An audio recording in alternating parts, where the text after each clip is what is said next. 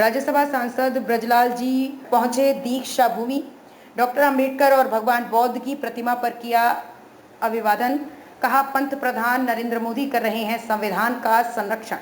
अनुसूचित जाति आयोग के पूर्व अध्यक्ष और उत्तर प्रदेश के पूर्व डीआईजी राज्यसभा सांसद ब्रजलाल जी आज नागपुर की पवित्र दीक्षा भूमि में पहुंचे, जहां उन्होंने भारत रत्न डॉक्टर बाबा साहेब अंबेडकर तथा तथागत भगवान बौद्ध की प्रतिमा के समक्ष अभिवादन किया।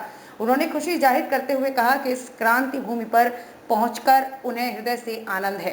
पंतप्रधान नरेंद्र मोदी के बारे में कहते हुए राज्यसभा सांसद ब्रजलाल जी ने कहा, नरेंद्र मोदी विधान को संरक्षण देने का काम कर रहे हैं, बावजूद विरोधी दल उनके नाम का दुष्प्रचार कर रहे हैं, जिसे जनता बखूबी समझ रही है। कैमरामैन सचिन से सनी भोंगाड़े, शंखनाथ न्यूज, नागपुर। अभिभूत हूँ। ये वो स्थान है जहाँ 14 अक्टूबर 1956 को बाबा साहब ने लाखों अनुयायियों के साथ बुद्ध धर्म की दीक्षा ग्रहण की थी।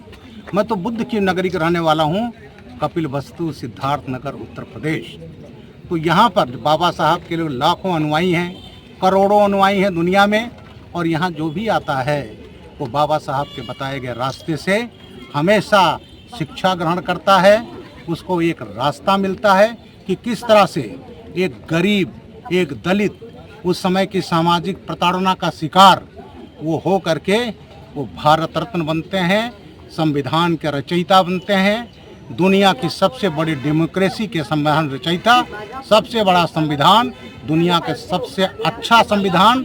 तो ऐसे इस धरती पर आकर के प्रेरणा मिलती है, और मैं सौभाग्यशाली हूँ और साथ साथ अभिभूत हूँ, भावुक भी हूँ, क्योंकि मैं बुद्ध नगरी का भी रहने वाला हूँ। सर, डॉक्टर बाबा साहब अंबेडकर से दुनिया भर में जुड़ी हुई जो वास्तु है उसे पंतप्रधान नरेंद्र मोदी संग्रहित कर उसे संरक्षित करने की कोशिश कर रहे हैं। उसके बावजूद भी उन पर संविधान बदलने का आरोप लगाया जाता है।